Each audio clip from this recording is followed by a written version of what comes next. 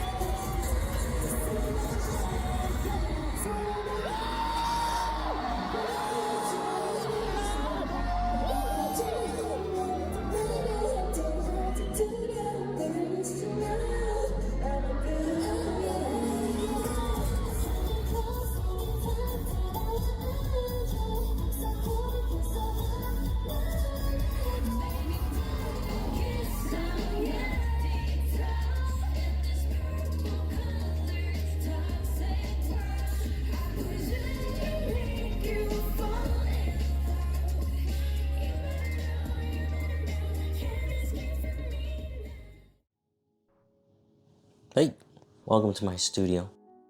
So, at the beginning of 2023, I decided to go absolutely ham and go to as many concerts as I could for the year of 2023.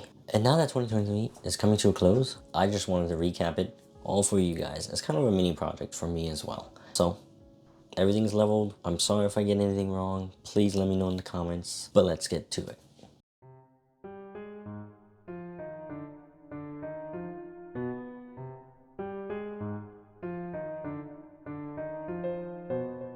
All right, kicking it off with the one and only King Daniel. It started in March, specifically March 9th. I attended his Chicago stop, which I believe is his 5th stop in the North America tour. Honestly, if I could think of a single word to describe this concert, it would just be smooth. Like, my man is smooth like butter, man. I mean, his choreography skills, his performance, his charisma when he's talking to the crowd. It's just, I couldn't have asked for a better first concert to attend for the year of 2023. So good. And I wish I really had like merch to wear. He didn't really have any merch. At least I didn't see any at the venue. Let me know in the comments below if there was, and maybe I'm just blind. But I went to the venue, I had Fast Pass, and I didn't see anywhere to buy any of his merch. So I was kind of sad about that. But I did end up buying his merch on his website. And as you can see here, I ended up getting his slippers. And honestly, these are really good. I did not expect them. But for the price point that you pay them, and oh my god, the absolute craziness that shipping from Korea costs, it's a great thing that they're actually really good. But I digress. Let's get back on the concert. Now, unfortunately, I didn't get any clips for his first, I believe, 3 songs, because I was kind of communicating with another seller for another concert, which we'll review. There's kind of like a little miscommunication, so I had to contact them and kind of get some issues resolved. But honestly, the stage, I wish I took a photo of the stage. This is what happens when you're like so new to attending K-pop concerts. But the stage actually has a really big big TV screen. And whenever he's like performing, there's like this very cool dynamic background image playing along with the song. So he's got like this cool vibe going along with his dance. But honestly, overall, Who You Are is a great song, and it was a great start to the concert. So, skipping over a few songs, but let's jump into my favorite part and highlight of the concert. And it starts with the song Parade. Honestly, Parade was so good. Like, I can't get over it. Every time I think of his concert, I think of his next few songs that I'm about to talk about, and Parade is one of them. His music video for Parade actually looks really cool, but I never thought that it could be even cooler seeing it in person. So when that happened, I believe I gave the first woo at the concert. I believe that was my first. Like the part where he raises up a glass, throws it off to the side with the confettis on the TV screen, and then he starts busting some smooth moves, and I'm just, all I gotta do is just give my woo sound because there's nothing else I can do. Like, that was so cool. Honestly, I can never get over that. I was just so blown away. So yeah, that was Parade. And immediately after that, we got to Touchin'. Touchin' is also one of those songs where I didn't like it and I didn't hate it. It's just one of those really nice sounding songs that I don't mind listening to if his playlist is on. But boy, was that completely changed when I saw him live. I mean, the song just flew all the way up to like my top 5 songs from King Daniel. It was literally that good. That performance just shot the song up, because every time I hear the song, I am always reminded of this part.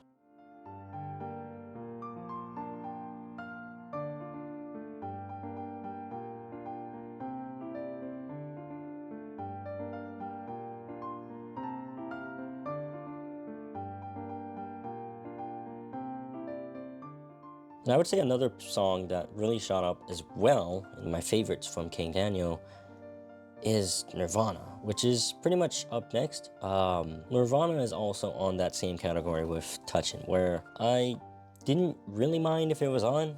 You know, I don't like it, I don't hate it, but the dance and seeing it live, it really changes your opinion on the song. I was really surprised that all of these songs were played really early. We kind of ended up slowing it down a little bit near the end. So it was more Parade and then kind of my favorite type of songs. And then I think the next one after this is Paranoia, which was just, if you guys see my video, it's just red. So it was very interesting. We started off strong, and then we kind of slowed down and got to more of his more slower songs, which I really liked as we got through the event. And then for the ending song, the song is called Ready to Ride. I didn't know a lot of this song. It's not really my favorite, and I think it's certainly an interesting way to end. Not in a bad way, but I was kind of expecting a different song. I thought he would do something like perhaps Save You or a Selfish or something, or Ghost. But those were kind of before this song, and I was really surprised. But overall, Ready to Ride was pretty good. I don't have too much. It's not really my favorite, and it's definitely down on the list. If I would only listen to a few songs of King Daniel, I wouldn't really have that one up there. But overall, I really enjoyed King Daniel's concert, and really happy to have him as the first one that I get to attend for the year 2023. And that's the recap. Let's talk about the next group.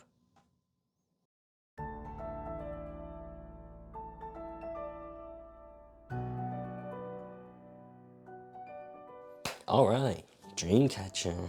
I did end up getting their sweater, as you can see I'm wearing here, but I didn't get their jersey, which at the time, I didn't think I would really need, but looking back in hindsight, oh, I should have got them. I should have got them. I regret it so much. I think that's probably attributed because, well, I didn't really know of Dreamcatcher before this concert.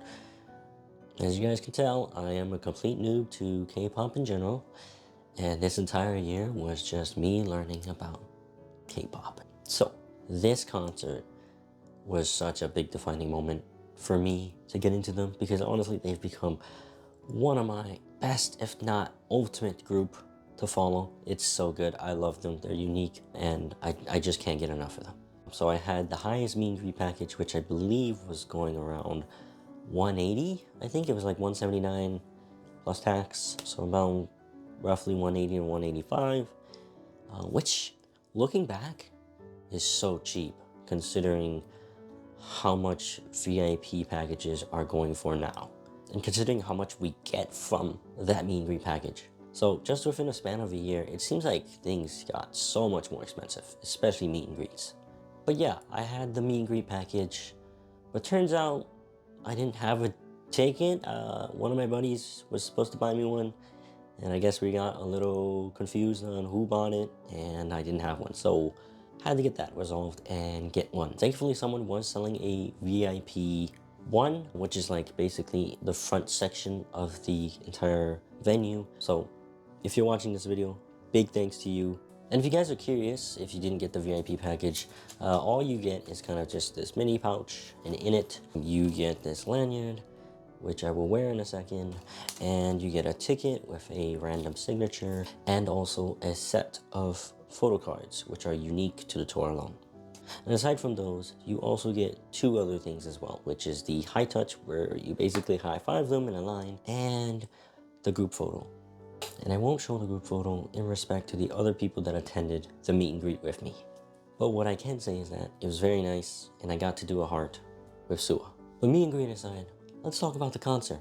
So actually, this time I didn't get a lot of clips of Dreamcatcher.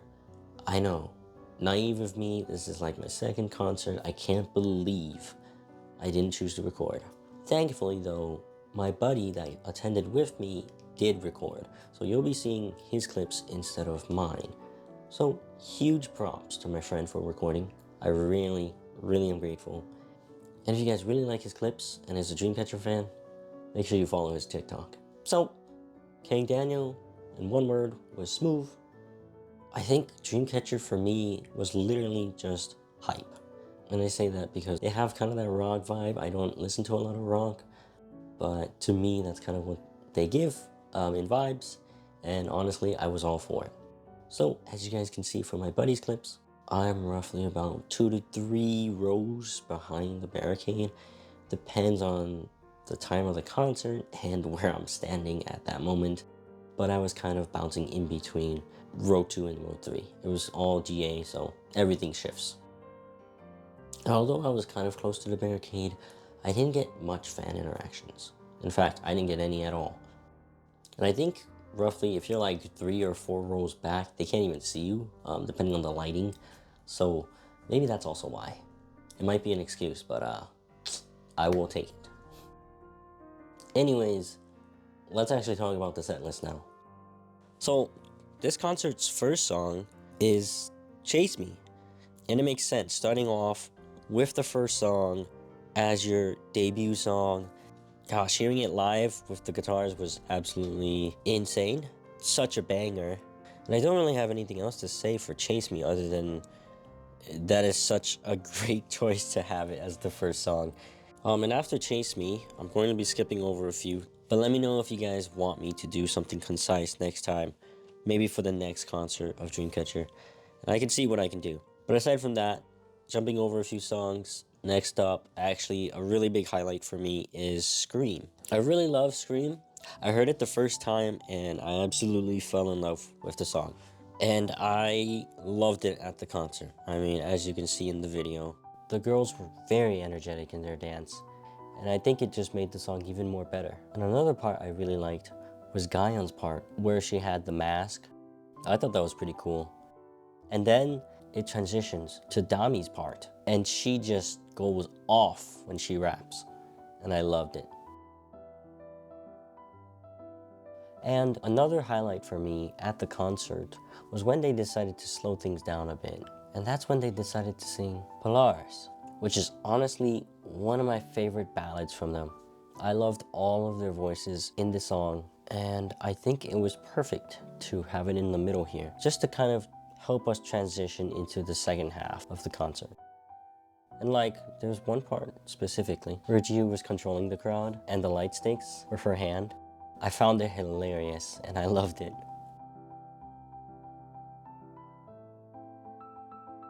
And after the ballads, next is my all-time favorite song from Dreamcatcher, Wind Blows. I absolutely love Wind Blows. The song honestly has everything from an amazing choreography to the very prismatic background screen on the stage. You also have Handong's, I believe, pre-chorus transition. I don't remember, but her part is my favorite part, right behind the chorus part of Wind Blows. And honestly, this song is just so good that I recall the 6.5 hour drive back home, having it on loop for roughly 2 to 3 hours straight. The performance was just so good, and I needed to relive it through my memories as I drove back home. So yeah, that's Wind Blows, and I would say it's my #1 song from Dreamcatcher so far. Although I think Bon Voyage almost has it beat, but that's a discussion for next time. On to the last highlight of the concert.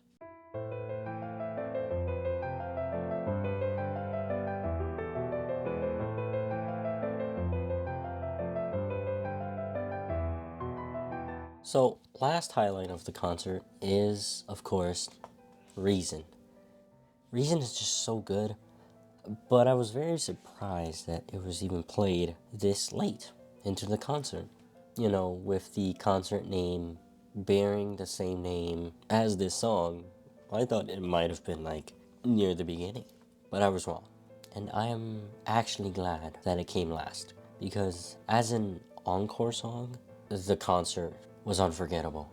And the song is already an amazing song. You got like the amazing guitar riff in the very beginning, and also in the post-chorus part, there was actually a lot of audience interaction throughout the song. Like, the members would walk around the stage, waving, giving hearts, and even letting us sing the post-chorus part, which was pretty cool. So I welcomed this surprise with it being last, because honestly, I got somewhat emotional near the end. Everything felt so perfect with Reason playing. I didn't want to say goodbye. And it hits even harder when you understand the lyrics of the song, but all good things must come to an end, unfortunately. So honestly, overall, with these few songs, has really made me such a huge fan of Dreamcatcher, and probably explains why they are now my ultimate group that I follow. So there you have it. That was Dreamcatcher. I hope I was able to go over some good highlights from the concert. And if you also attended the concert, let me know how you felt about it also in the comments below. Thanks. On to the next group.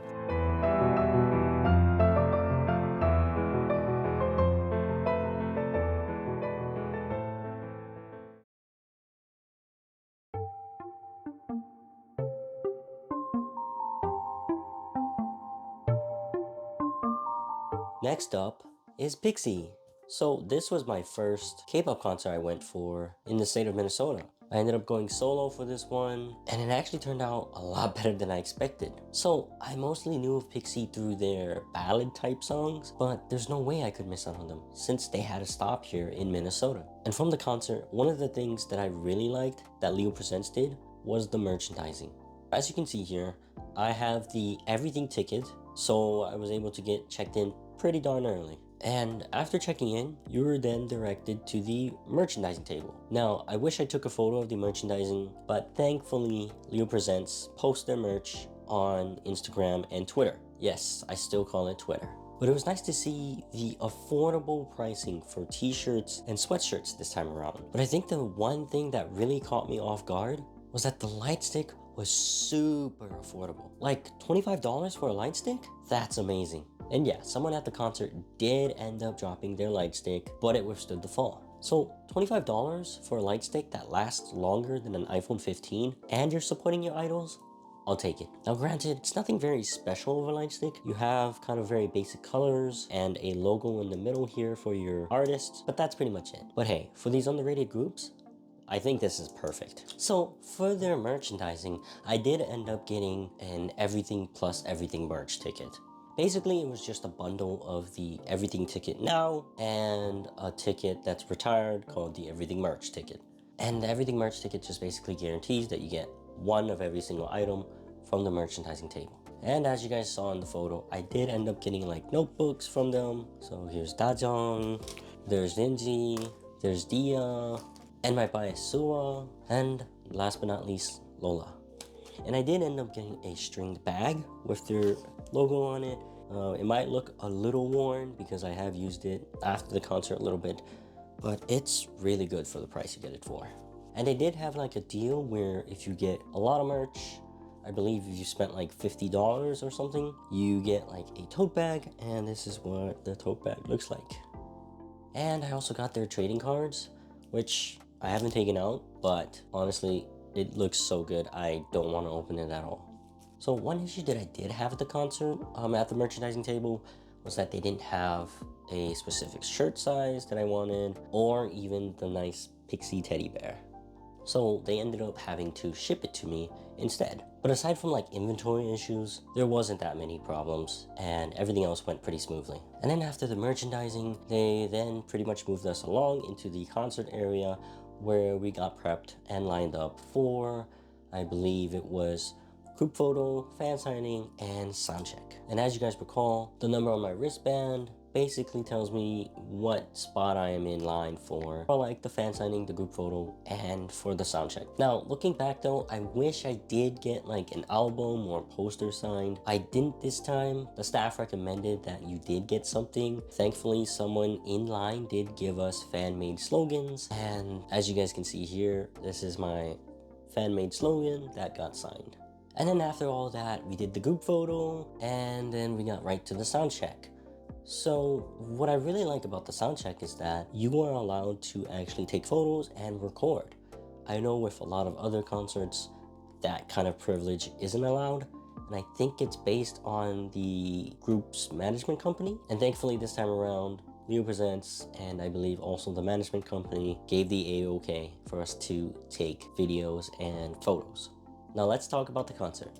So, first of all, honestly, I was really surprised that the concert was really short. Even though it was like 2 hours long, it didn't feel that way at the concert. And one word that I would use to describe Pixie is the word lore. It's a weird word, but trust me for a second, a lot of the intermissions and the beginning of the songs was very unique, and it always set up the next song by telling a story in between. And you know, for a first experience, it was pretty cool. That aside though, the highlights. So the concert started with Villain and Falling, and I love those songs, but one song that really stuck out to me was the third song right after that, and that's Wings. I really love Wings, and the audience did as well, because they went crazy when the notes went off. And rightfully so, because in my opinion, I think Wings defines Pixie the most as they try to hit these darker themed type of songs. In Wings, you kind of start off with this creepy whisper in the background, and then a bell chime in the very beginning, and it all just sets kind of this really dark horror tone. And then you jump into some pretty heavy hitter basses in the instrumentals, and you're just like, whoa, what is this? And to top it all off, you also get to see Pixie's strong choreography to go along with it. And honestly, that was a treat to see. So, Wings aside, let's now talk about Natural. I think I gotta put this one up there on my list of the top songs all time from Pixie, to be honest. And the best thing about it is that they performed this song twice. So this was also sung during their soundcheck, and I got such a nice interaction from Sua. As you can see here, she was copying my woo sound. The thing was though, is that I didn't notice it at the concert. So, Sua, if you're somehow watching this, I'm so sorry. You deserve so much more. And honestly, this is the reason why I love soundcheck recordings, because most of the time, in my experience, I'd say the biggest chances for you to get interactions are during the soundcheck or encore. Usually most of the time, they don't have a lot of choreography to do during then. So that was soundcheck. Now, here's the actual performance of Natural.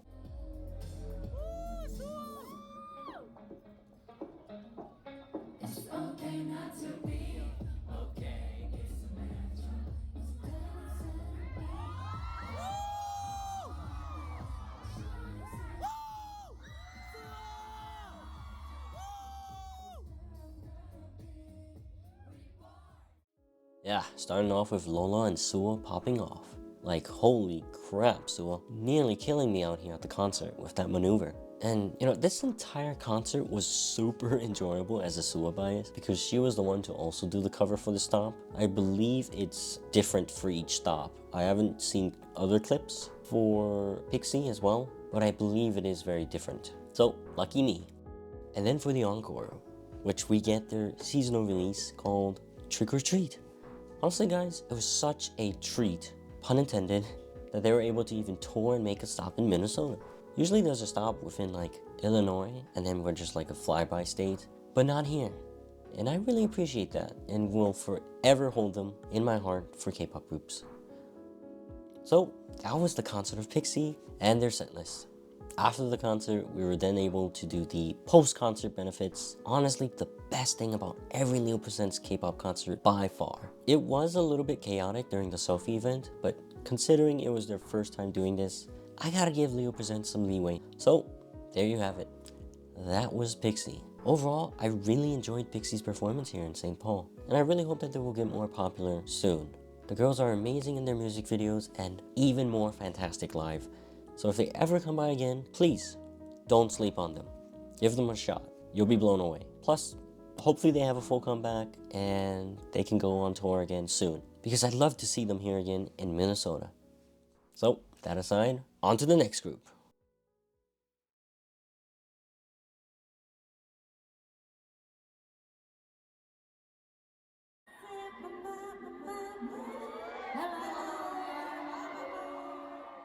Mamamoo. Honestly, guys, we're only like halfway through the year and we've already got Mamamoo. This year was crazy. So finding out that it was official, I knew I couldn't pass it up. Somehow though, I don't know why, but from my experience, it was really a struggle for me to get tickets. But the seats that I got weren't actually that bad, as you guys can see from the video.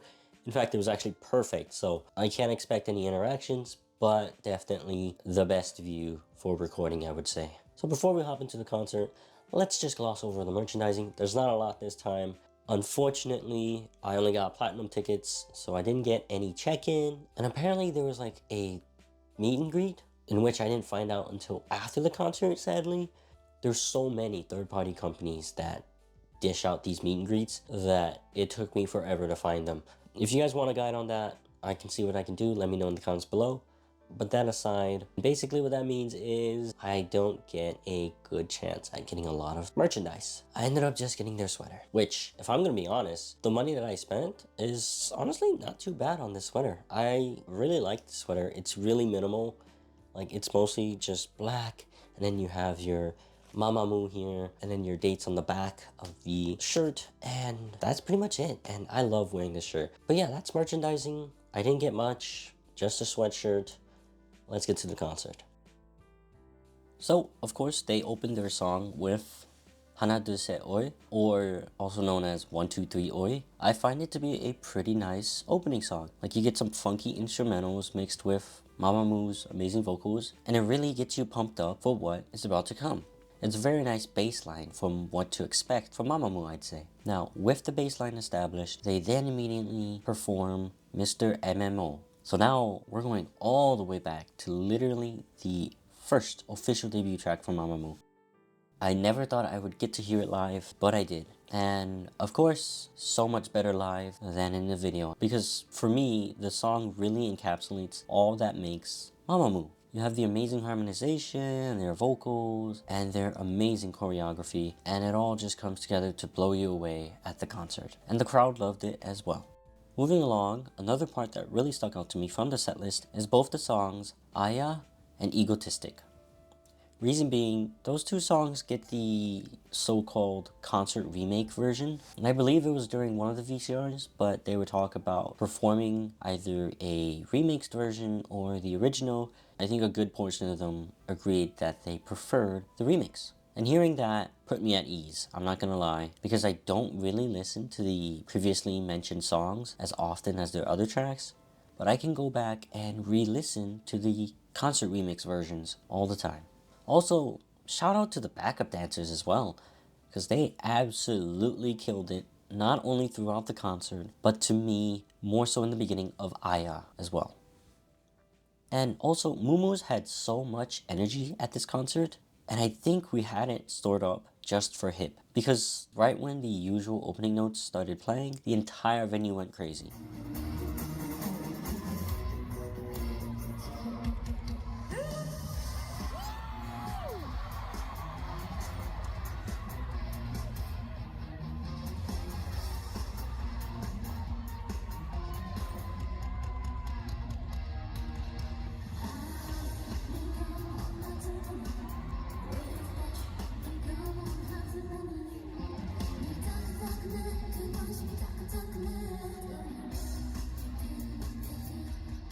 I loved hearing Hip live, especially Hwasa's part and Moonbill's rap verses. I know some people don't like it because it seems repetitive, but at the concert, it just blew all of these comments out of the park.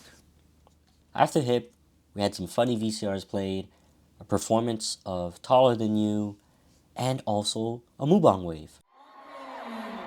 One, two, three, let's go!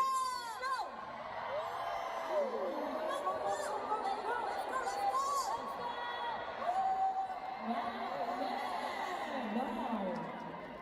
Chicago wave. I love it when the artists want to do a lightstick wave. I always enjoy it, and I'm pretty sure they enjoy it as well.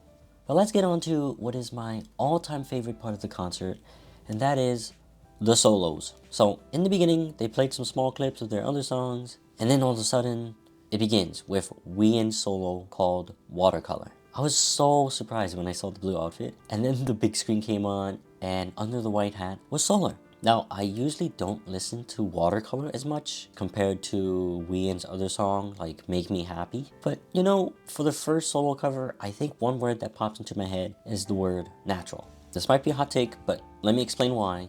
At the concert, I feel like this is very natural to Solar, and, you know, rewatching my clips, I wonder why this wasn't one of Solar's songs originally. That aside, next up we have Hwasa, covering Moonbill's solo song, Eclipse. I actually enjoyed Eclipse, and I really enjoy Moonbill's kind of lower register voice for this song, and of course, she kills the rap parts. I think a lot of people think the song was like more fit for guy groups, but no, I think this was the correct choice to give it to Moonbill. And with that same thought, they could have gave it to Hwasa as well. I think along with like her voice, Hwasa covers this song so well. She hits the lower notes really well, and honestly, I love both versions. I think I would give like a slight edge here to Moonbill just because of the rap parts, but you know, I love both songs and I could listen to them interchangeably. After that cover, we go to Wheein. So, of course, Solar covering Wheein's song, it's only fitting for her to cover one of Solar's songs. She covered Honey. So I actually really like Honey from Solar, but after hearing Wheein's cover, it doesn't sound the same to me anymore. I mean, recall me talking about Wheein's song, which should have been Solar's? Yeah, well, this song should have been Wheein's song as well. And as a Solar bias, I'm gonna die on that hill. These two songs I feel like could have been swapped because she absolutely slayed this song at the concert. And even when she's not singing and doing the choreography, she kills it. It's just so good, and I feel like it just works with Wheein. So that opinion aside, next up is Moonbill, who's covering Hwasa's Twit. Honestly, same feelings as for when Hwasa covered her song Eclipse. They both fit, and I love both versions.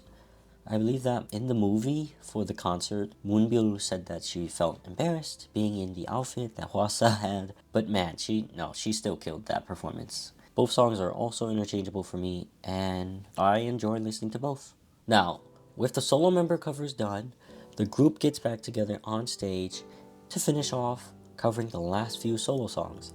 So they covered Solar's Spit It Out, Wheein's Make Me Happy, Moonbill's Lunatic, and Hwasa's Maria. So both Spit It Out and Lunatic performances were fantastic, but they didn't really stick out to me as much as Make Me Happy and Maria. So for Make Me Happy, it was very interesting to hear them take turns in singing kind of this lower pace song. Like Hwasa gets the first verse and it kind of reels you in. Moonbill next up, setting us for the mood.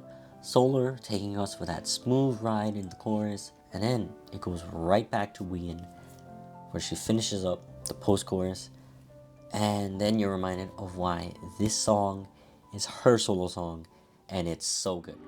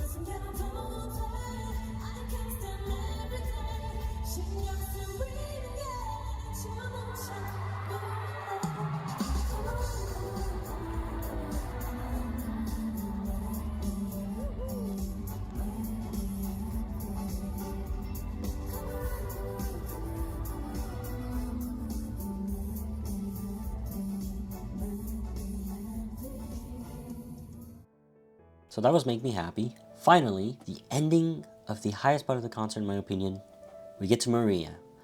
Honestly, I think the crowd was just as equally pumped for this part as they were for Hip. I don't have much to say. It's not because it's bad, but because at the concert, I was just blown away. And every time I rewatch it, there's not any words that I can use to describe this part because it's just so good. And I never thought I would get to see all of them perform this choreography. So rather than using words, I think you should just see for yourself. Here you go.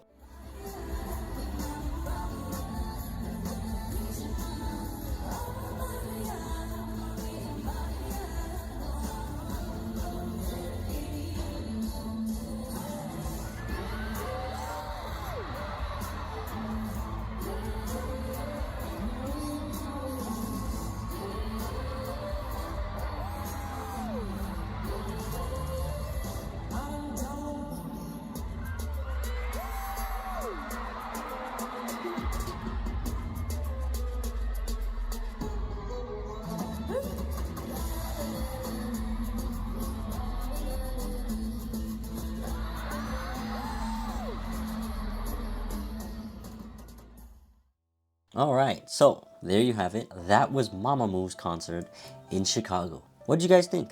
If you also attended Mamamoo's concert, let me know how you felt about the concert as well.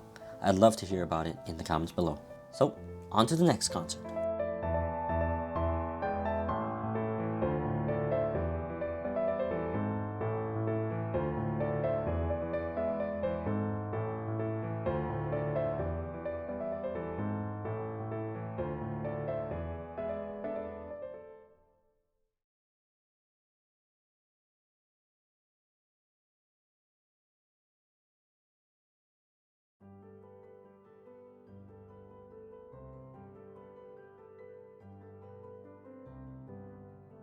Alright, Tribe, another concert from Leo Presents. And you guys already know what that means. Affordable merchandising and cool VIP benefits. Basically, with every Leo Presents concert, I'm going to get an everything ticket because the VIP benefits to the cost is just so worth it. And here's my spot in the line, as you can see from the photo on the wristband. I am getting there a little bit earlier.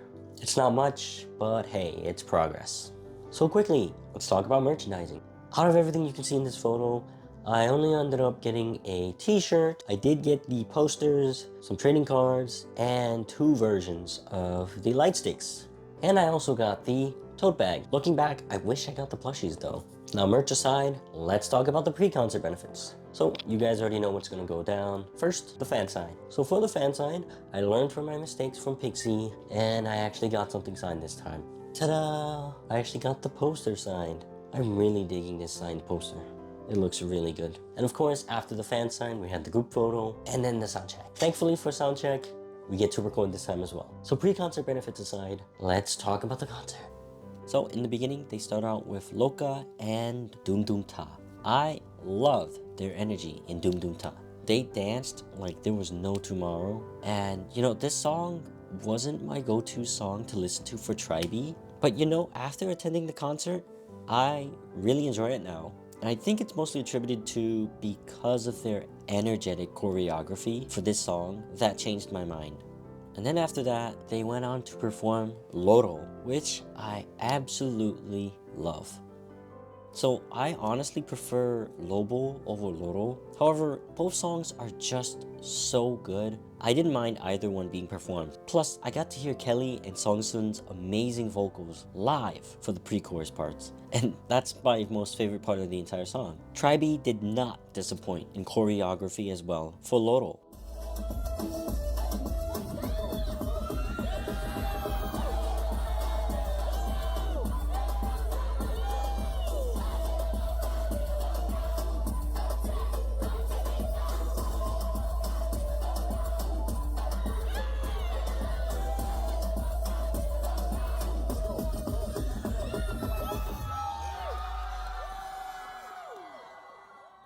Yeah, they went crazy, and the crowd also went crazy. Such an unforgettable moment. So after that moment, they then decided to slow down just a bit in the set list because the next songs were True and Wonderland. So these are the two songs that got me into Tribe really. I love these songs. These are my number one and number two. And you know, in addition to it being my favorite songs, I got interactions from Hyunbin and Mide. Here's Hyunbin.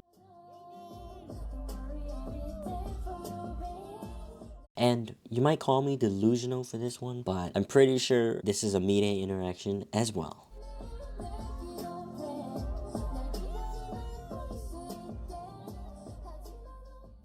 Yeah, already my favorite songs, but they made it so much better with interactions to remember from as well. What I really love about this song is really just every one of them gets to show off their vocals, and I love every second of it. However, moving along though, they did do some cool things such as song covers from other groups as well.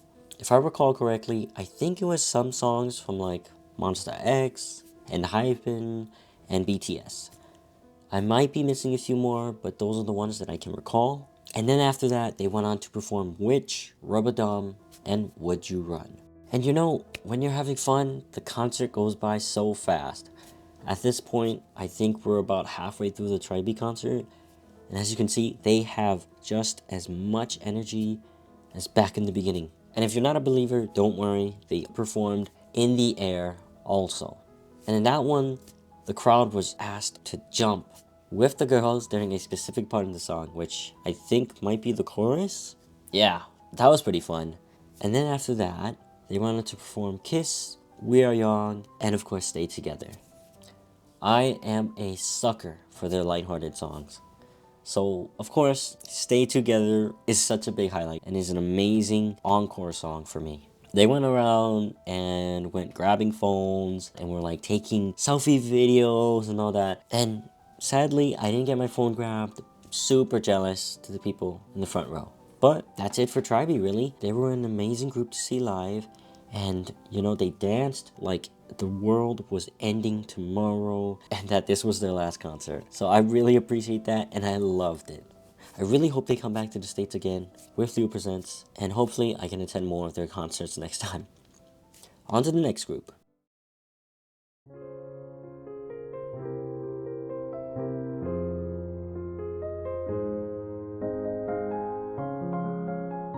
And next up is Twice. Honestly guys, this year is crazy. We've got Twice alongside Mamamoo. Oh my goodness, like I couldn't believe that this was happening. When I heard that Twice was coming, I was so happy. Somehow for Twice, the ticketing was actually a lot easier for me. So thankfully, me and my buddy did end up finding a pre-sale website.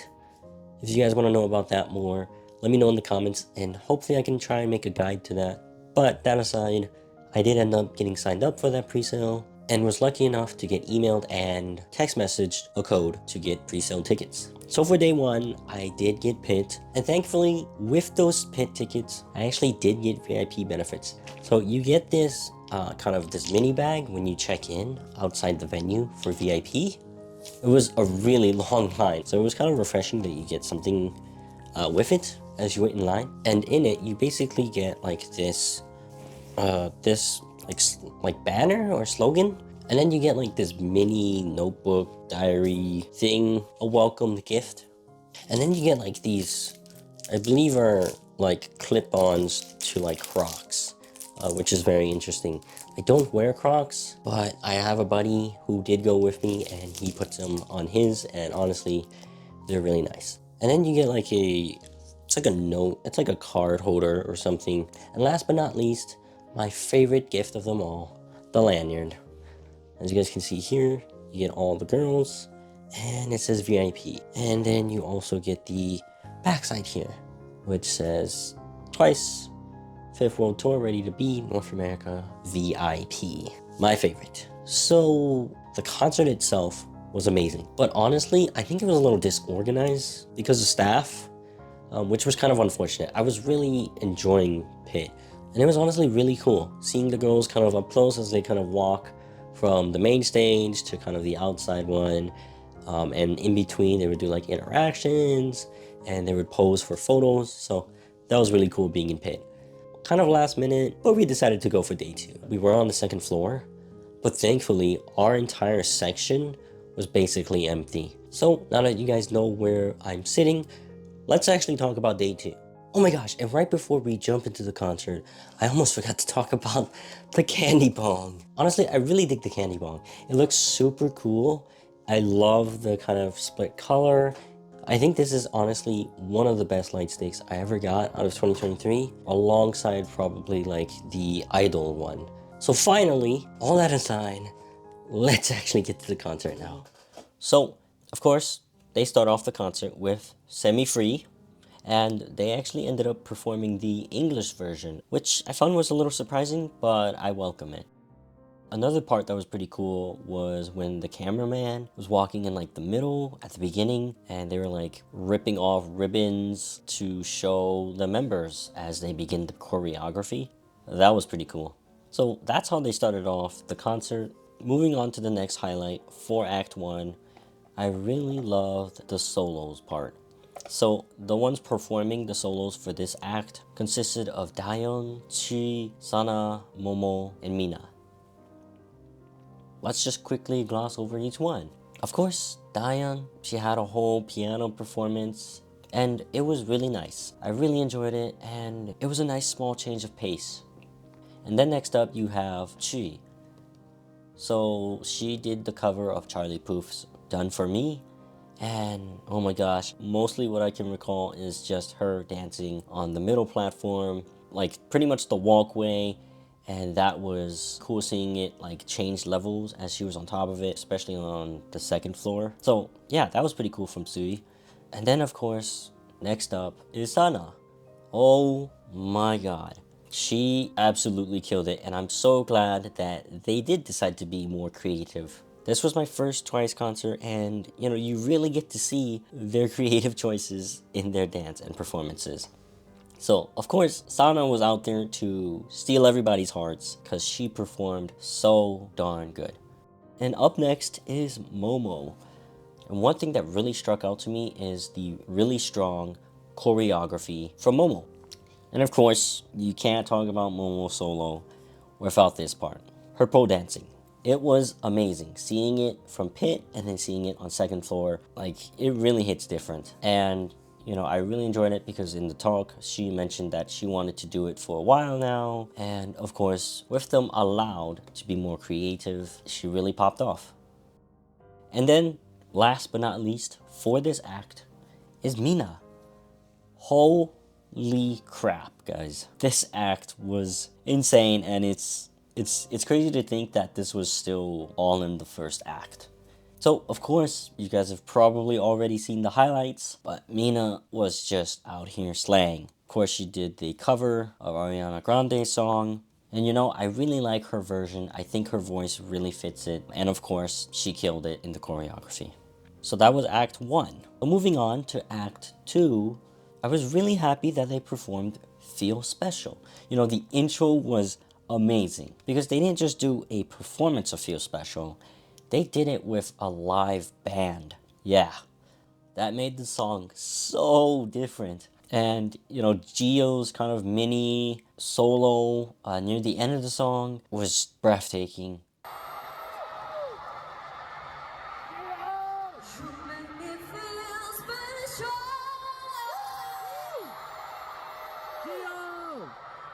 세상이 아무리 나 주저앉혀도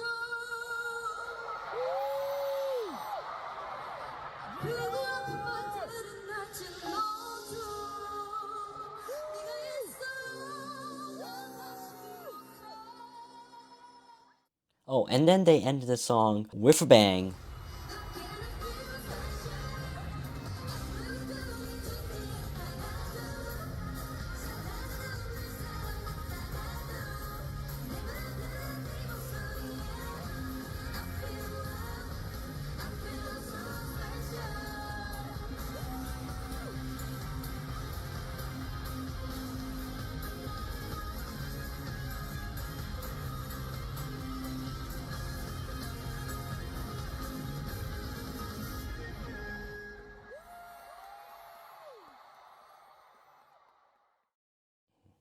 And then up next for Act 2 is the remaining members' solos.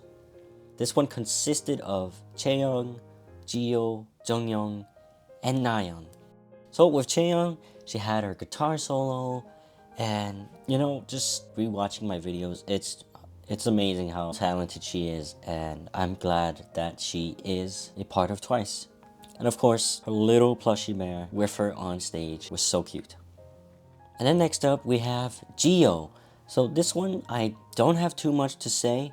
Of course, she kills it vocally. It was more of like a sneak peek from her first album, which at the time wasn't released yet. So that was pretty cool to get like a little spoiler.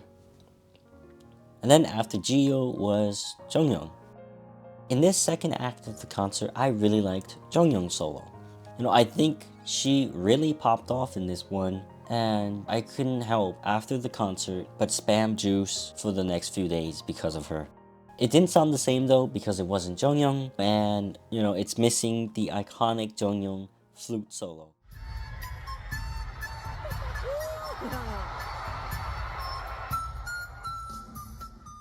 It was really funny and, you know, a nice touch. And then of course, last but not least for solos is Nayeon. Of course, she did her iconic song, Pop. I was really glad that she decided to do the song. I really hope that by the time of the next concert, everyone kind of has their own solo song. It is kind of asking for much, but you know, I can hope. But of course, super catchy song. I loved it. And you get this amazing dance break near the end. Oh, and I got absolutely jump scared on day one down in pit. Because when she was singing the part with her counting down, and then the confettis pop out on the numbers, I was not expecting that, and I nearly had a heart attack. But that aside, it was amazing. So, Act 3. You know, Act 3 was, I would say, the biggest highlight of the concert for me. Though I really wanted to hear the full versions of Heartshaker, Likey, and even What Is Love, I can't complain about a medley performance either. As long as we get them performed, I'm happy. And I mean, me and my buddy got an amazing Nayeon interaction for What Is Love.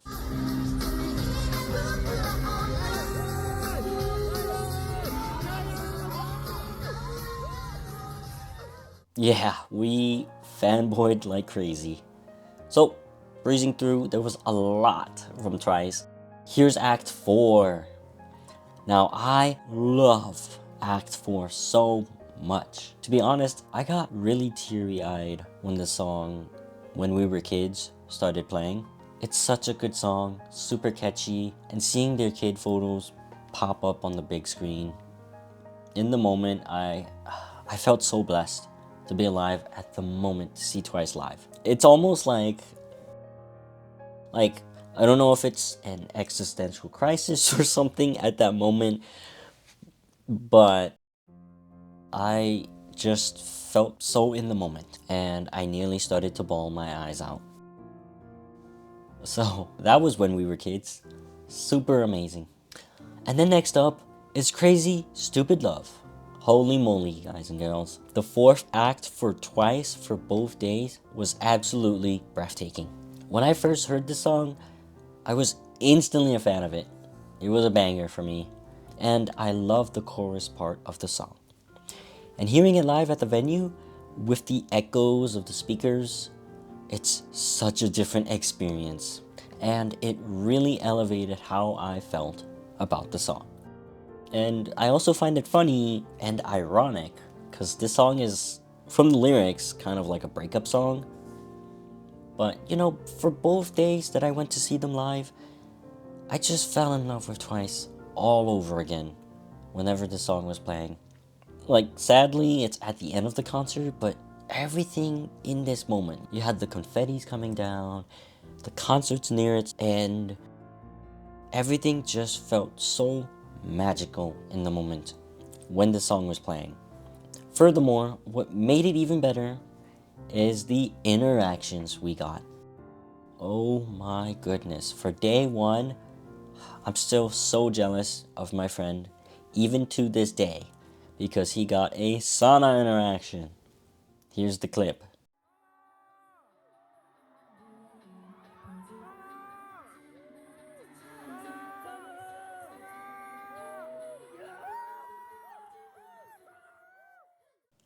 So lucky.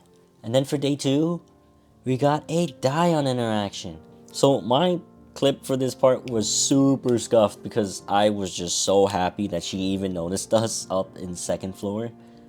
But one of my other friends was able to catch us in the moment of fanboying out because of the interaction.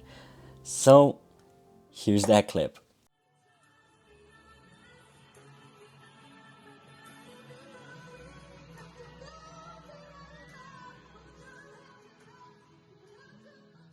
Yeah, that was Twice. There was honestly so many things from this concert, and I wanted to just pick out the biggest things that I could recall. Honestly, they made the first half of the summer an amazing one. But for the second half of the summer, that goes to the next group. So you guys already know the drill. On to the next group.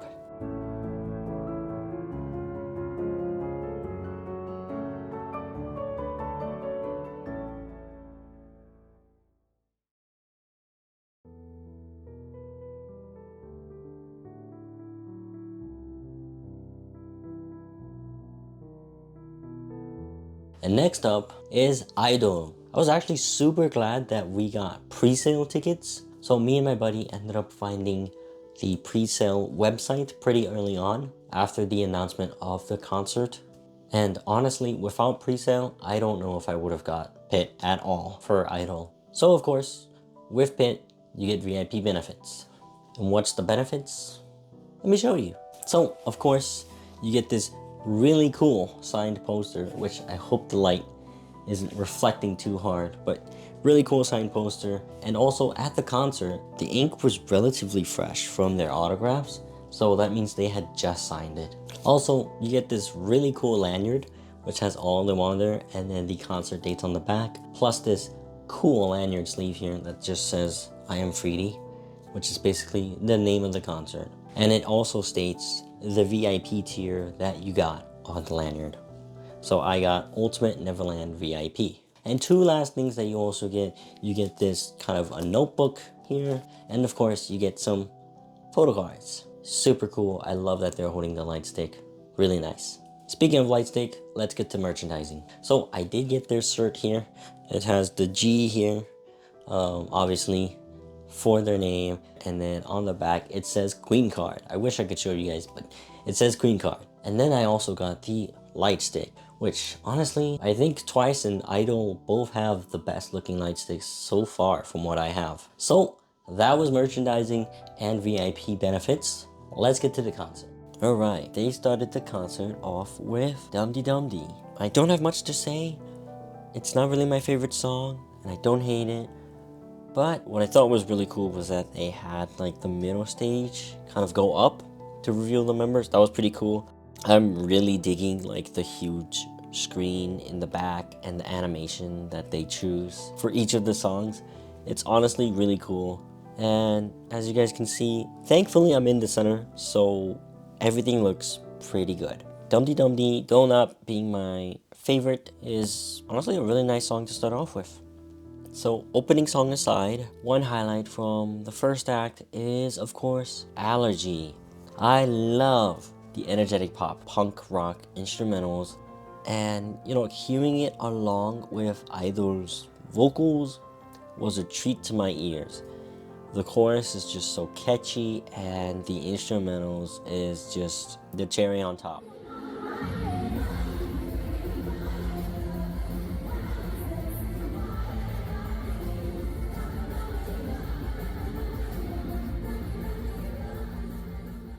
It was super great to hear it live, and of course, the crowd loved it as well. So, of course, we can't talk about Allergy and not talk about Queen Card.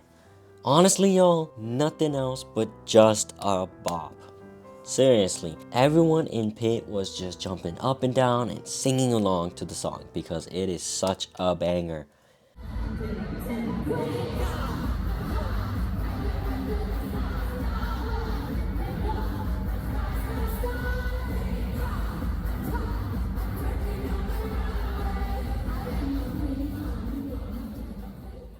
Some people don't like the song for, I guess, it not kind of taking itself seriously, but for me, I absolutely love this song.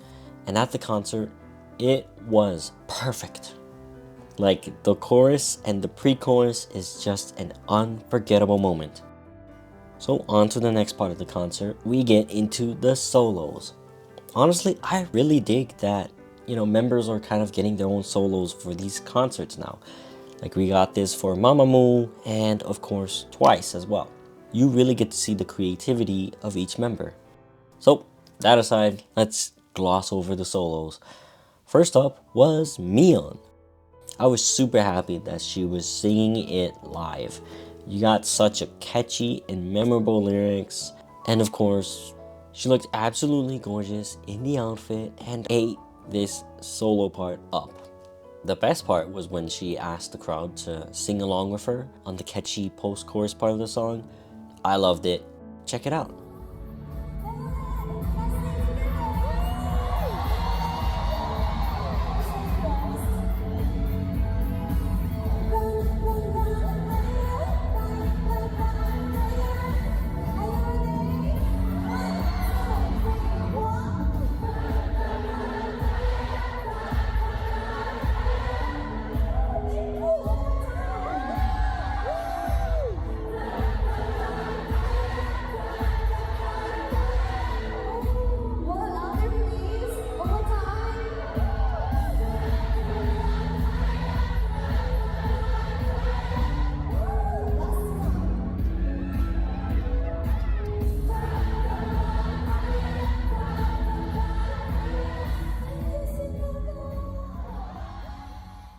Yeah, that was pretty fun.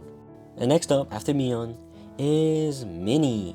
So she sang Dahlia, and it was like a piano rendition, sort of, with like, you still had like some beats in the background instead of the usual song.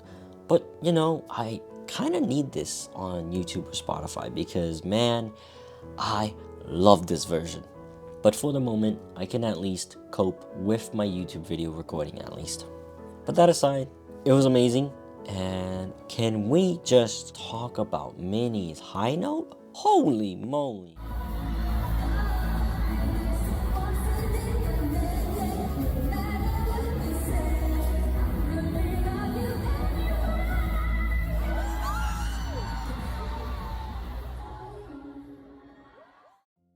I think her solo is definitely my favorite solo out of the rest.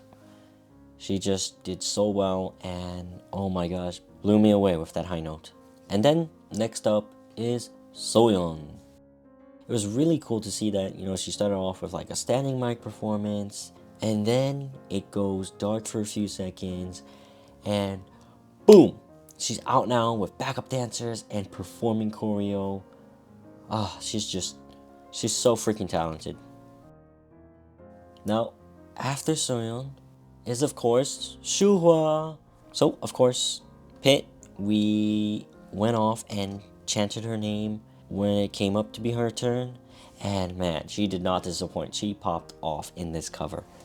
So there wasn't any singing, but I mean, come on, guys, she did so much more with her amazing choreography, which was insane. I'm so glad she has the confidence now to do this. And, everybody in pit was going crazy. And we were all screaming. And, it's well deserved for such a performance. And now, the last of the solos is Oogie. She performed a song from her upcoming solo album. And honestly, I love the vibes of the song. It was super funny when she was teaching us how to sing one of the parts, and then we immediately knew what was supposed to come next. She was so surprised.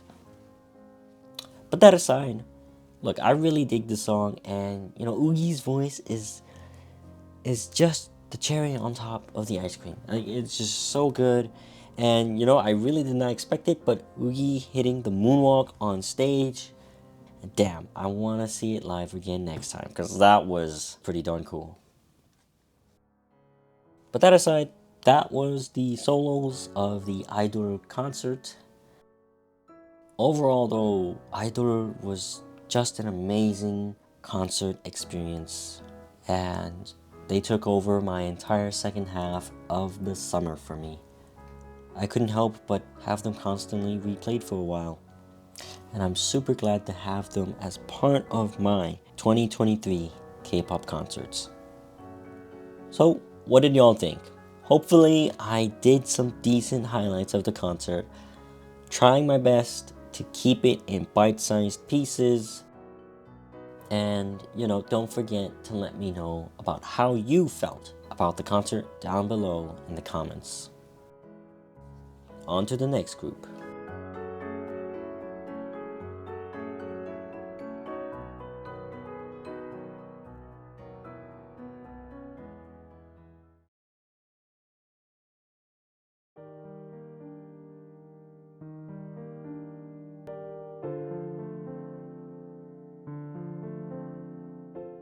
Alright, next up is Lucemble. So this was their debut concert, and honestly I was really surprised they had one really early, because they only had one album released and I believe only 6 songs at the time.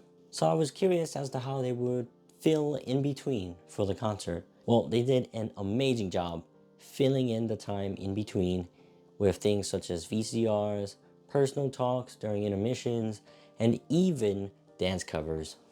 So the great thing about the stage is that the background screen was freaking huge, right? So that's cool.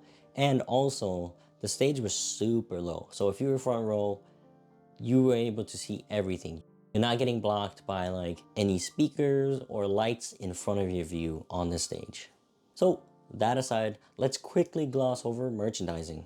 As you can see, I did end up getting their hoodie. It's really cool. I love their sleek design. It's almost similar to the Mamamoo sweatshirt, except this one's, of course, a hoodie, not a sweatshirt. And I didn't get much else aside from the hoodie and their light stick, which is honestly really cool. I like the sleek design. This is something really new. And aside from those merchandising, I did get their photo card set as well.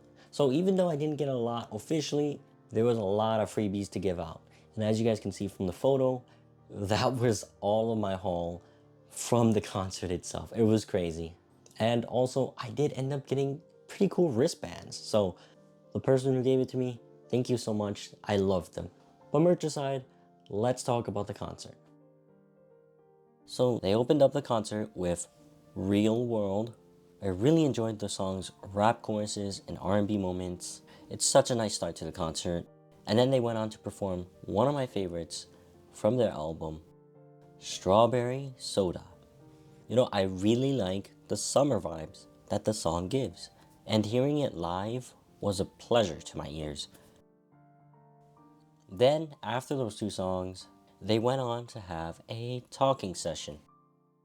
And I really want to highlight this session specifically because they were talking about the moons and why they are colored the way they are and what it's supposed to represent.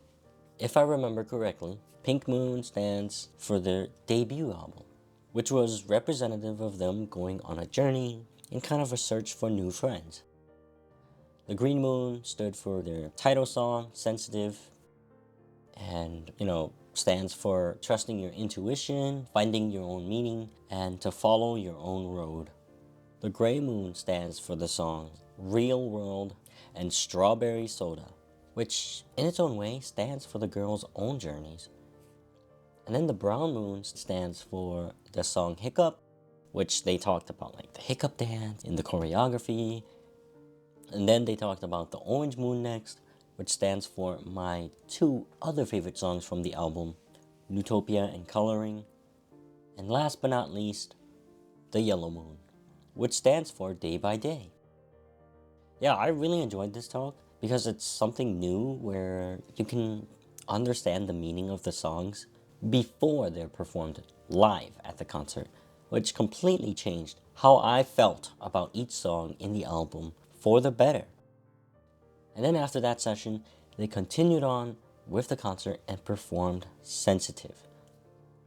I love the funky instrumentals from this song and their amazing harmonizations. And not only that, I had a new perspective to enjoy the song from because of the previous talk. So that was pretty cool. Moving on though, they then did some cool choreography covers. They covered groups such as New Jeans, IVE, Twice, BTS, and Blackpink. But of course, the best cover for me was when they started performing Paint the Town. And my goodness, the crowd went crazy.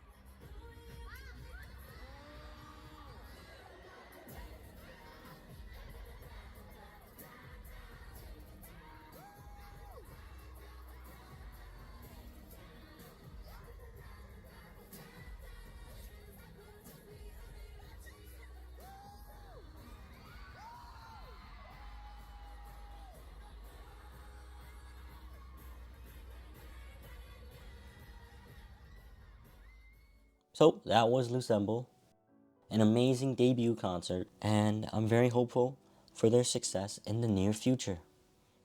On to the next group.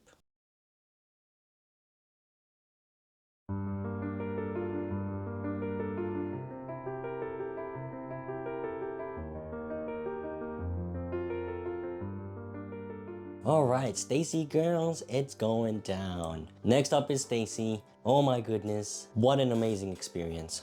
I got some really good seats this time. I was in the second row, I was seat number 1, and my buddy was seat number 2. And because we were in pit, you guys already know what that means. VIP benefits. The VIP benefits came with early check-in, sound check, high touch, and of course, the VIP lanyard, which you get a photo of them, it says VIP, and also another amazing photo of them and the dates for the concerts. And for merchandising, as you guys can see in this photo, I was number 2 in line, got there super early, and got some amazing merch. So merchandising wise, I got myself this hoodie here, which comes in one size for everybody, and I think it's extra large. And then I also got myself the hat here, which is super nice. And then of course, can't forget the light stick, which is honestly super cool. I love like the flicking middle part of the light stick here. It's super cool. Like STAYC, Twice, and Idol both have the best looking light sticks so far in my collection. So as you guys can see, I didn't get much, but my buddies that went with me went absolutely crazy. And well, just look at the photo. This is all of our stuff combined in one of our Airbnb beds. Yeah, no limits this time. So that was merchandising. Let's get on with the concert. So good news, we were allowed to record soundcheck for STAYC.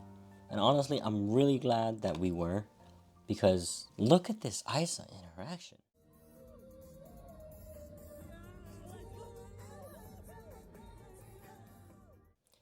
Yeah, I was going crazy. And being so up close to the stage and seeing them so close, my goodness, they're all just so pretty. So, of course, soundcheck was a success and an amazing experience. Then they went on to do the actual concert shortly after. Of course, they opened it up with So Bad. I love this song so much, but honestly, I think it's incomplete to hear it without seeing the choreography because it's just so good. I love it when they do the slow motion parts right here.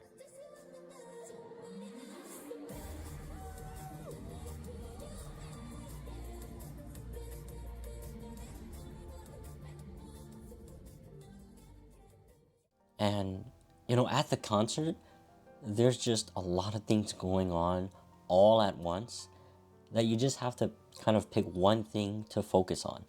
So I didn't even catch that at their live performance. But it was an amazing choreography, and I always go back to rewatch this concert because of moments like that. Moving on, they did Young Love, something a little different from their bubbly type of songs. For this performance, they did a standing mic performance, and honestly, that was freaking amazing. It really goes to show that they don't always need choreography to keep you hooked because their vocals are just so spectacular. And I'd like to highlight, of course, the ending of the performance because, guys and gals, no words. Take a look.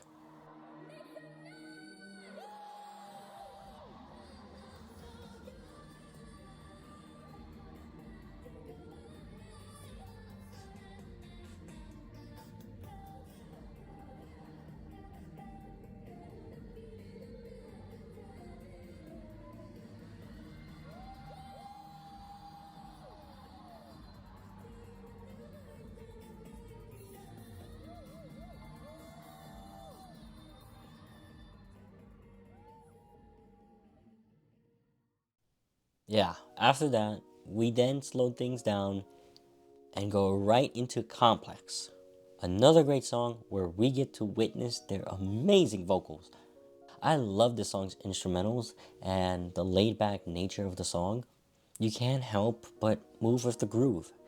And if you guys watch that video, you kind of see me like shifting side to side, just vibing. At least until Shion's part, where you're just blown away from her high notes. Like, take a listen.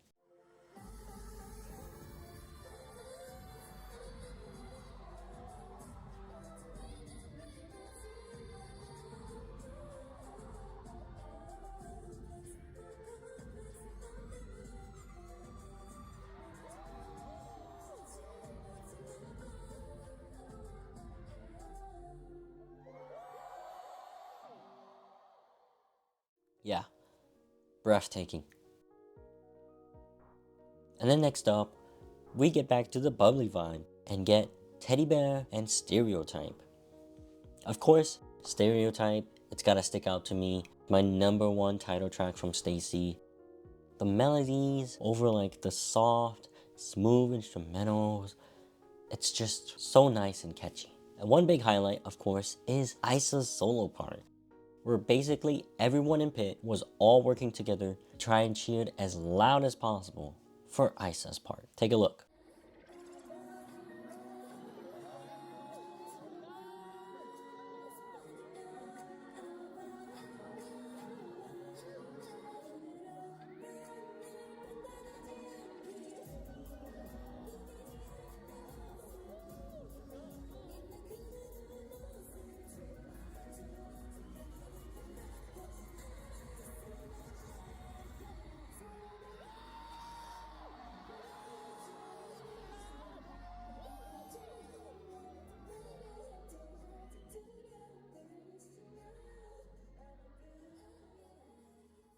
Yup, killing my voice for Isa.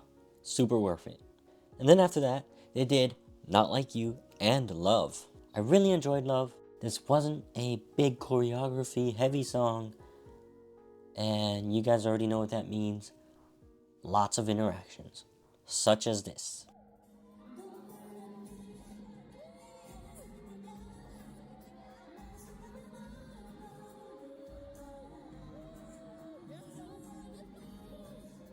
Oh my goodness, I still can't believe I got that.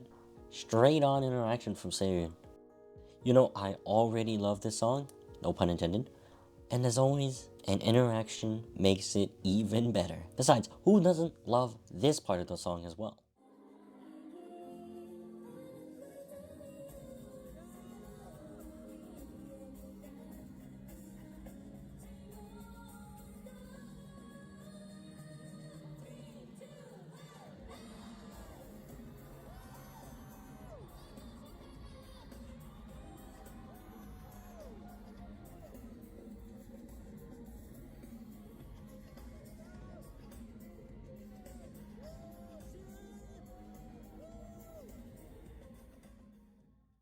And then, of course, we smoothly transition right into 24/7.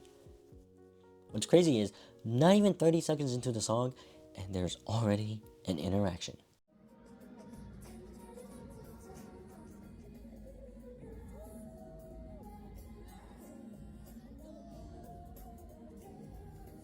If you thought that was pretty cool, yeah, not even another 30 seconds goes by, and we get another one.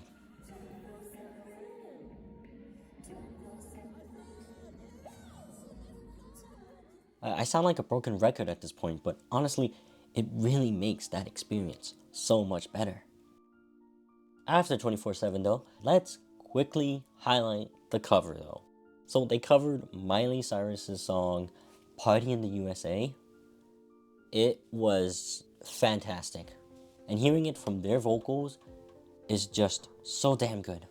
And honestly, it's gotta be the best cover from a K-pop group so far for me in 2023. So that aside, another highlight for the concert was Bubble. So you get the cutesy vibes that STAYC owns, and you really feel it from the song as well, because the hook and melodies really carry the song. Song aside though, of course, I can't talk about Bubble without not talking about this one part, where the fans in pit, who, of course, all of us were super active, made sure to do the hee hee part. To really have fun, we wanted to do it as low and deep as possible in our voice. So it wasn't hee hee, it was like hee hee. And it was really fun. And even STAYC themselves was a bit taken aback and loved it. Take a look.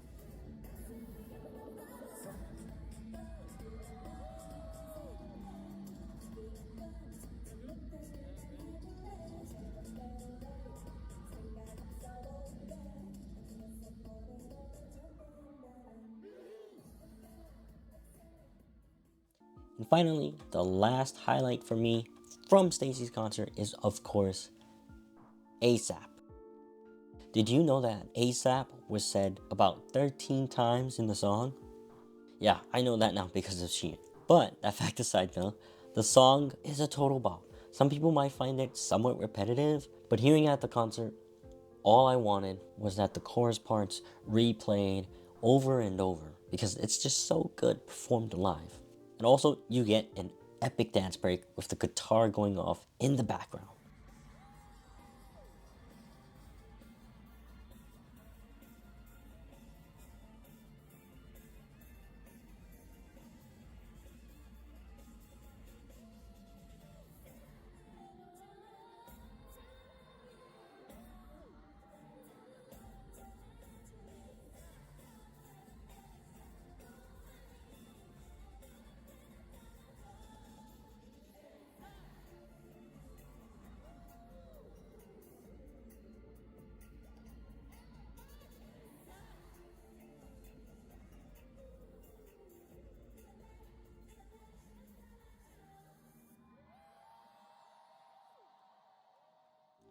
And then, the encore, we got another performance of Bubble.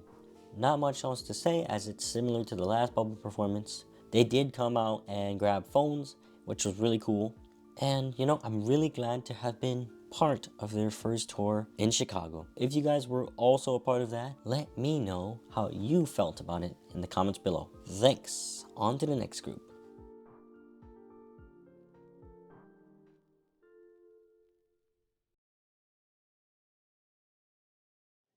So next up is Eric Nam.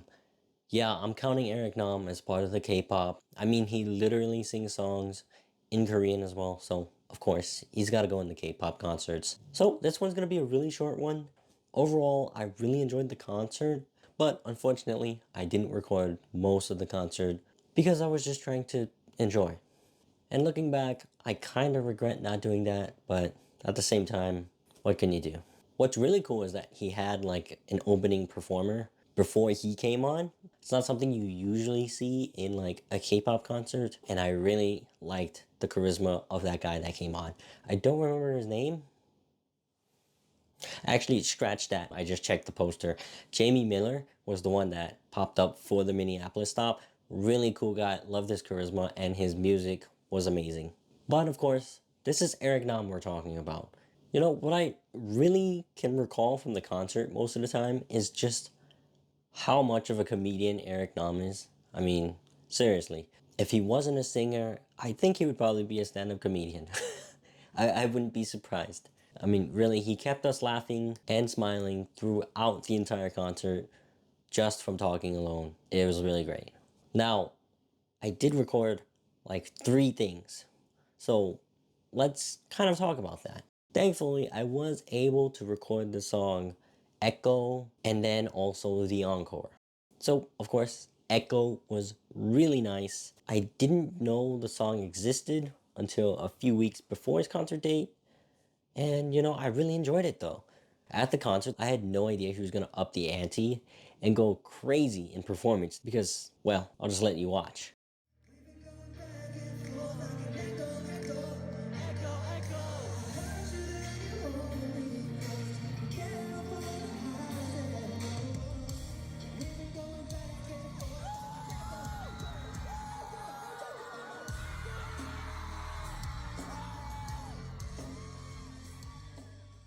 Yeah, I wasn't in like the splash zone, but it was still pretty hype and amazing experience that, you know, really elevated the concert experience.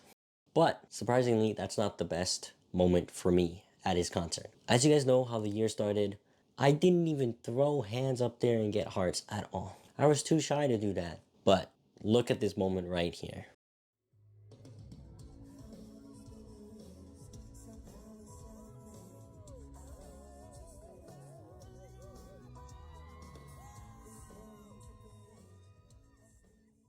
Best moment of the night right there, y'all. We've come so far within a year. You know, I'm so damn proud of myself. I know it's there's not much to that, but to me that's pretty cool. So yeah, it's really short. That was the concert. Honestly, Echo was really cool. Splash with water and the encore, getting that interaction, super cool. After the concert, I did get VIP as well, and we did get benefits. So for VIP benefits, as you guys can see here, a really nice poster, a big poster too. But thankfully, I got these art portfolio posters here from Michaels, and these are really good. I love them. And you also get like this VIP kind of, I don't know what else, it's like a sticker. But I'm like, I don't want to ruin it, so of course I just added in here. But that aside, there you have it. That was Eric Nam's concert. Super short, but worth the highlight as always. Let's get on to the next highlight.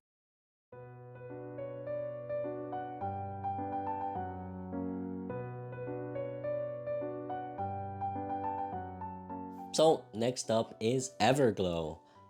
Hold up, I know I'm still wearing Eric Nam's sweater, but let me explain.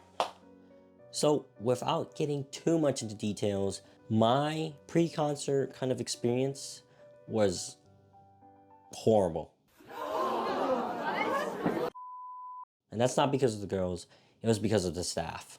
Seriously, the security staff sucked. Long story short, I won't go too much into details. I was in the middle for sound check, front row, and then my seat got jacked by a douchebag, and I ended up having to go to the right.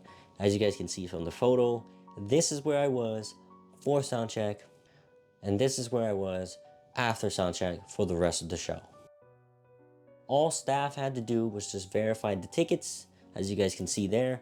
Those are the black tickets for people who were part of the Golden Circle. I believe that's what it was called.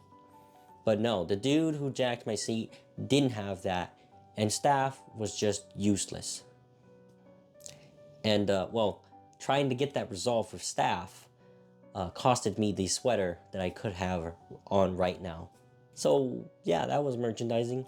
And it really sucks because it wasn't just me that lost a seat. A lot of people lost their seat in the front row because some people just decided to jump over.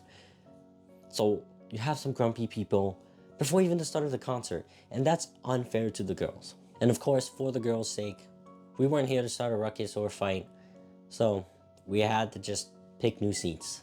So all I had to do was support the girls from the sidelines, sadly. But that complaint aside, let's get to the concert. So for Everglow's first few songs, they performed First, Slay, and Player. I don't listen much to these songs, but what I can say is that it was super hype at the start because of them.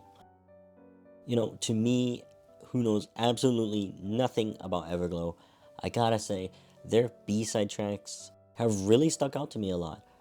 Most of my favorite songs are their B-sides, and, you know, No Lie is definitely one of them. I think what really carries the song is the somewhat slower summer vibe type of instrumentals in the back, plus the pre-chorus of the song is so nice to the ears. Now, after No Lie, they then moved on to Pirate. And man, the crowd went absolutely bonkers when it came on. And, you know, well deserved. From what I've heard, it's a huge fan favorite song. And at the concert, they did not disappoint in delivering an amazing performance to the fans. So, after Pirate, we then get on to Don't Speak, which I think it's gotta be one of my all-time favorites from them. I really like that this was after Pirate's performance because it just highlights just how versatile and talented they are. Next up, after those, they went on to perform some solos. All the members except Aisha had solos. I think it might be attributed to her injury on her hand, but you know, I'm not sure. So they covered some songs by artists like Dua Lipa, Beyonce, and a few others that I can't remember off the top of my head. But it was pretty cool nonetheless.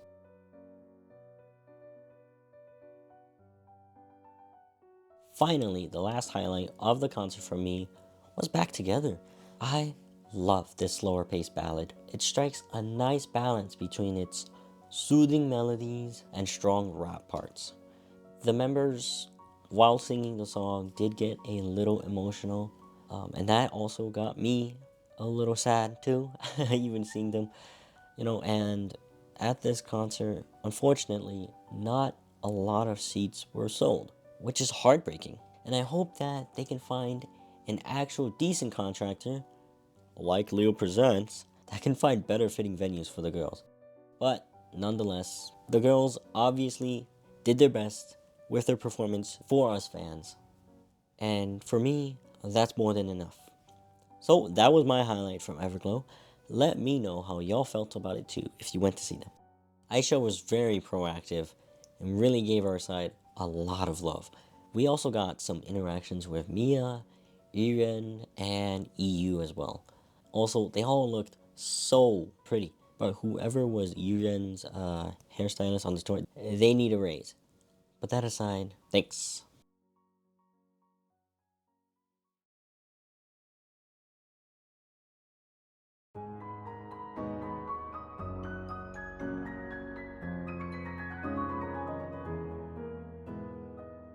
Alright, last but not least is Purple Kiss.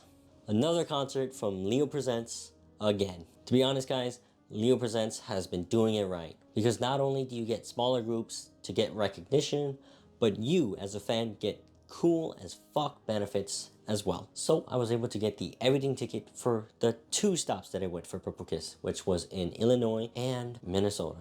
Here's my spot in line. This one's Chicago, and this one's Minneapolis.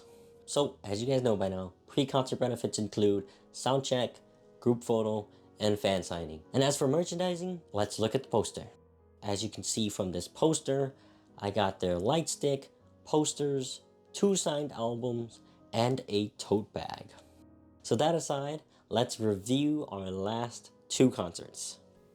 So, for both concerts, I just want to say the vocals from this group is no joke. I mean, coming from the same agency as Mamamoo, of course they're super good vocally. I'm saying this now just because I'd sound like a broken record for every highlight I talk about them. But hearing them perform live was, of course, hundreds, if not thousands, of times better than their videos on the internet.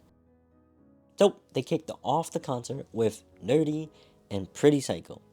I love the dark Halloween type of atmosphere that this song gives, along with their debut song Ponzona, which is performed later in the concert. And honestly, as many can probably agree, I can't help but kind of compare them to Dreamcatcher sometimes. All in a good way, of course, because my all-time favorite songs from Purple Kiss, for example, Autopilot, embodies very similar vibes to some of Dreamcatcher's songs. Sadly though, Autopilot wasn't chosen to be on the setlist this time around, but we did get some cool moments in the Q&A session in the middle of the concert. So after those two songs, we moved on to MEM, which MEM went super hard at both concerts. It contains a lot of those high-feeling instrumentals, and the parts that I really loved were, of course, Swan's and Yuki's part throughout the song. Now, next up, they cheer up the mood of the concert a bit and go on to perform both Seven Heaven and Zombie. These two songs got that concert remix and ended up being sung in English, which I didn't expect, but that's okay. The song is just so damn catchy, especially Seven Heaven with its 7-7 and Heaven Heaven parts. So good. And of course, the instrumentals are just so groovy and upbeat. The fans just had to match their energy. So for the Illinois stop, we made sure to be as loud as possible, which is great. But for Minneapolis, with it being Yuki's last stop of the performing tour, of course we had to make sure we gave her an amazing send-off, as well as making sure they'd want to come back to the US, especially Minnesota. And what better way to do that than to do a fan chant during Seven Heaven. Now, we didn't do the smaller chants throughout the song because they were singing an English version of Seven Heaven, and that would have been a little difficult to get the timing down. But there is a dance break in Seven Heaven where you can shout their Korean names. And originally, we had thought it would be quite simple. Boy, was I wrong. It was super difficult. Like, I even messed up on the first bit of the fan chant a bit. So, mad respect for the Korean crowd that does this stuff. Never realized how much work it takes to get it all down. And for multiple songs, too. So, I'll just let the clips play for itself, because their reactions say it all. So here's Chicago Seven Heaven and how it would usually go down as a performance.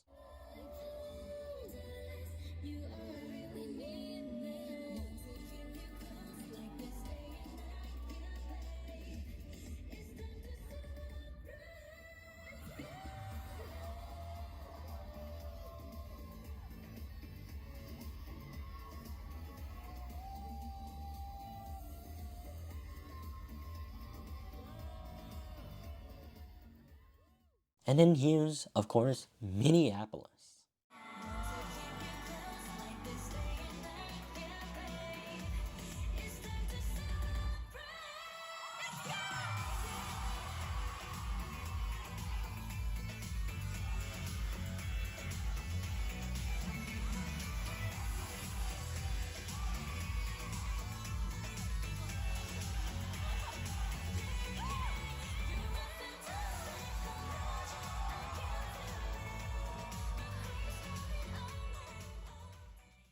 Yeah, that was so freaking hype. All of the reactions were so cute. I love the hearts they gave us at the end there. And I love the part with Ida singing along with us at the end for the Seven Heaven part. They really enjoyed it, and in the next intermission talk, they talked about it and mentioned that we were the first city to do it, and they really enjoyed it. Plus, comparing the Illinois stop to Minnesota stop, it sounds so empty without the fan chants. Honestly, y'all, I love all the songs from Purple Kiss, but what really made the concert for me was not just the song, but actually the intermissions in between. So, next highlight is about the Q&A session they did. For Chicago, me and my buddies wrote down a few questions for them to answer as well. My question was, who has the best egg yolk? And thankfully they picked it.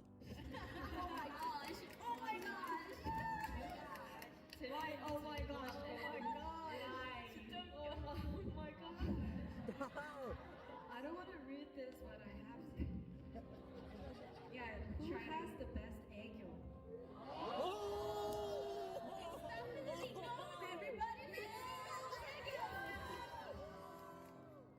I found their interactions when they saw it on the board was so freaking cute. So here's going, Zegyo.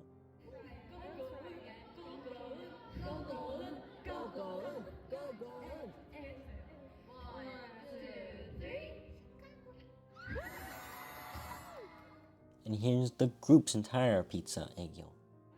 quickly, okay? 5, 6, 7, 8. Chicago pizza, Chicago pizza, Chicago pizza. They were all so embarrassed. I loved when they were like talking about being so embarrassed from doing it. It was so funny and cute.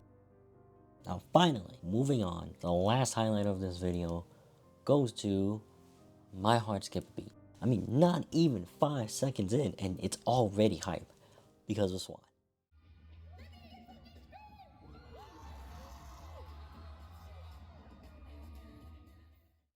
The song just rocks, and you know, I was getting major Dreamcatcher vibes when I first heard the song, and like the dance break was a sight to see. It's crazy to think that this was their pre-debut song, and I really dig the epic guitar and the background of the instrumental. I honestly really hope that they come back to this type of music for their next comeback. They seem to switch off between all focus, seasonal releases, and then go back into their more darker themed song.